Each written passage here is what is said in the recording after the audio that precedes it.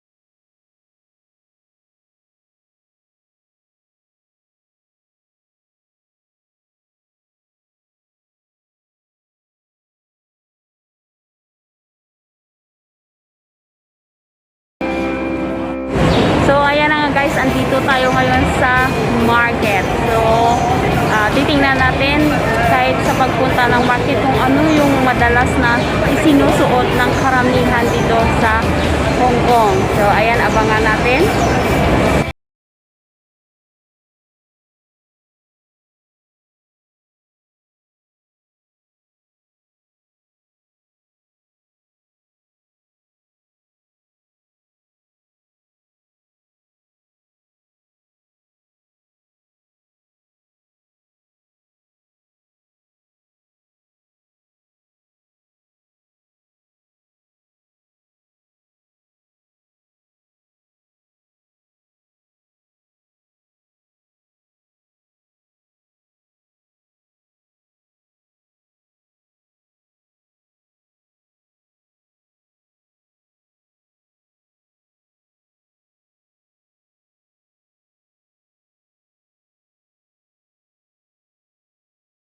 You can see talaga ang karamihan ng sinusuot nila kahit sa palengke ay sneakers, rubber shoes. Ayan, bihira ka lang makakita nakasuot ng slippers, yung mga slip-on, mga sandal. Ayan, bihira ka lang pati din sa mall. So, ayun na nga guys, napatunayan natin na mas gusto nila yung komportable ang kanilang paglalakad. So, unlike sa atin sa Pilipinas, ay karamihan tayo ang suot natin ay slippers. Yung slip-on, dito, yan, bihira ka makakita sa mga tao dito na nagsusuot ng ganong tsinelas. Bihira lang. Siguro yung iba sa mga beaches, ayan, nakasuot yan. Pero mostly talaga, halos lahat hindi nagsusuot ng slip-on na